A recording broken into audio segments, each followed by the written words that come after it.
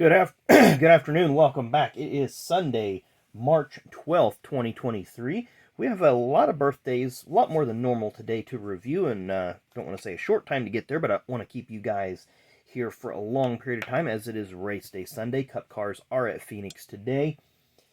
Start with a few events here, just kind of scrolling down through. On this date in 1994 at Atlanta Motor Speedway, Harry Gant wins the final Busch Series race of his career.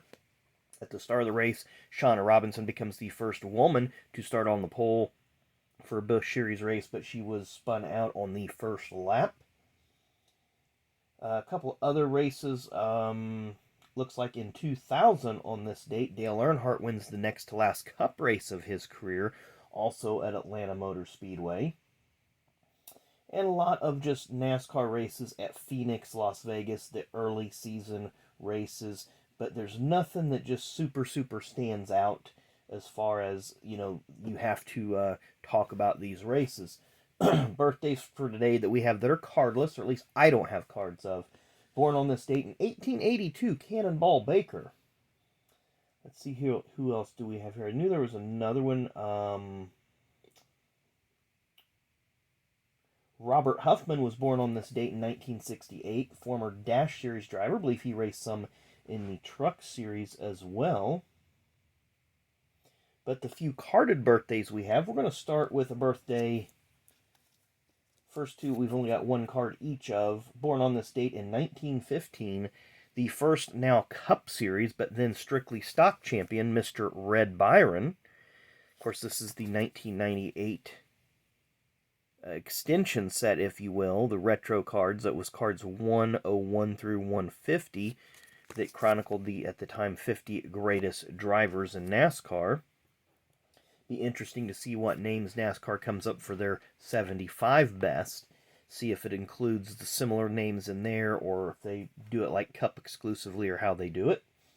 I thought I had a few more cards of this next guy, but I don't. Born on this date in 1938, and I've only got the French version, Lone Star JR, former Indy 500 winner. If you ever go back and watch the 1980 Indy 500, he picks up Tim Richmond on his cool-down lap. Of course, Johnny wins the race in that Pennzoil Chaparral.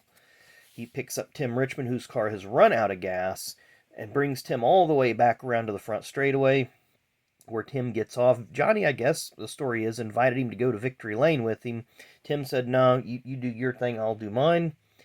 Johnny also won in his first Cup Series start, then known as Grand National, back in 1963 for the qualifying races at Daytona, when those, one, counted as points-paying races, and two, were part of the official schedule, and not just a qualifying standalone race that didn't have any tally in the final points at the end of the year. So he did win that race back in 1963. His last Cup Series start came in 1988 at Phoenix International Raceway, driving for Bob Clark. Up next, we have the next two drivers we have are pretty versatile in their careers. We'll start off with the driver born on, and I just lost his birthday here. Born on this date in 1978, former Xfinity Series and Cup Series regular, has one career win, Mr. Casey Mears. Of course, here you see he started off with that 66 car, the Phillips 66 car in the Busch Series. I can't remember the team that was like that. He had Tim Fedewa and David Green and a whole bunch of other folks as teammates. Kind of a weird time. It was part of that C.C. Welliver team that kept expanding and contracting, but he drove that car for a couple of years. Chip Ganassi brought him up to Cup Series in the 41, the Target car, which we will see right here, replacing Jimmy Spencer. He raced that car for a couple of years before being bumped over to the 42 car for a season. And he was pretty much, in a way, kind of keeping the seat warm for Juan Pablo Montoya, who came into this car in 2007. Well, Casey went over to the National Guard 25 car. Won one race, the World 600 there, Coke 600. Then he moved over to the 5 car at Hendrick. He drove that for a season. And then, of course, Kyle Busch jumped into this car. Do I have my timeline backwards? I feel like I do, yeah. He went to the 5, then he went to the 25, or something like that. Can't read that. Yeah, because Kyle Busch came in 05, so he was just hopping around. I probably have my timeline messed up there. Then he went to RCR in the 07 car. Of course, they can't even use the font of the 07, the Jack Daniels car. I mean, I thought that's just kind of silly. Then he went to the Geico car for a bit before he ended his Cup Series career, and he did have a spell. Did I skip over that one?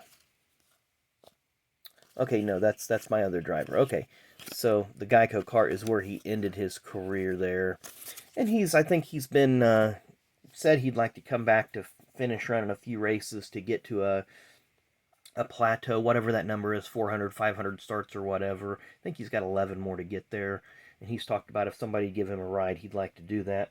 But our final driver, oh, we do have one more cardless birthday born on this date in 1970. This is the one that I have a card of, I just can't find it. John Nemechek. Of course, he is the namesake uncle of John Hunter Nemechek. Of course, John tragically passed away in 1997 of injuries suffered in the truck race at Homestead Miami Speedway. And our final birthday, born on this date in 1963, of course he passed away in 2020, very versatile driver in his own right, Mr. John Andretti. 1 kart series win in Australia, 2 Cup Series wins, 1 at Daytona, 1 at Martinsville. So this is an Andretti set that kind of chronicles all the Andrettis and their different paths. I always liked the curb cars in IndyCar. They always had nice cars. They weren't always competitive. Here he is in an IMSA uniform. There's the Hall VDS kart team. There's that. That's the car that he did win the race in Australia, or for the team he won. Then, kind of a weird thing, in 1993, John started the season in IndyCar. Halfway through, he ran a couple of NHRA races and made it, I believe, to a semifinal in one of the races. Then at the end of the year, he started driving some races for Tex Powell, who was kind of a team car to Terry Labonte's team, the Hagan team. Made 5 starts, so in 1994, he went over and drove for Billy Hagan's car, the number 14. At least he started the season in this car. As you can see, mostly unsponsored by Brickyard 400 time. They just made the car completely red, void of any single branded sponsors. Or you see kind of just smattered with all sorts of decals. Then in the Michigan race in August, Wally Dallenbach was released from the 43. John Andretti took over, qualified outside pole first race. There's an iconic look at John with the cowboy hat then in the 43 car. 1995, he jumps over to the Cranifus Haas team, Kmart Little Caesars. They start the year with kind of a generic white car. Then they change it to this vibrant, easy-to-spot purple. This was one of the paint schemes, and you can see the gradient on the numbers on the roof. And it does have the white logo Kmart on the hood there. And then they've also ran the red logo with the Little Caesars. And again, they kept the gradient on the numbers. It was just not as drastic. Move forward, midway through 1996, Jeremy Mayfield comes to the 98. John goes to the 98. They basically swap rides. I believe that was right after the Richmond race in 1996. Of course, John would win in this car at Daytona in July of 1997. Then where did John land next? He ended up going back to Petty Enterprises. And I just got some random uniform pictures. So you see Betty Crocker, Hamburger Helper, Honey Nut Cheerios, regular Cheerios, because they kind of replaced STP in the middle of 2000 as the primary sponsor. Then as John left the team, what was that, like 2001-ish, 2002, when Jeff Green came on board in the 43. John went to the Busch Series to drive for PPC Racing. They ran a full season. He actually ran for Rookie of the Year. I believe he lost to Danny O'Quinn Jr. Then this team moved up to Cup, the number 14. They made the Daytona 500, a couple other races.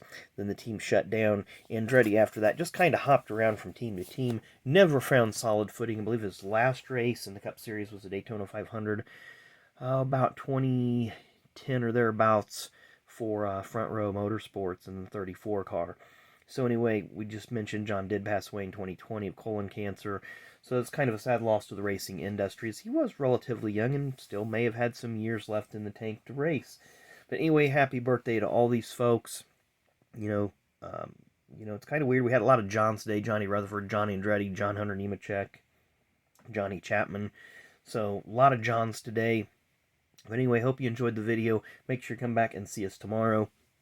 Like I said, we're going to have some flea market videos coming up, a small series thereof, but I believe tomorrow we'll go ahead and rip some new packs just for funs. So anyway, thanks again for watching. Hope you enjoy the rest of your Sunday, and we will see you tomorrow.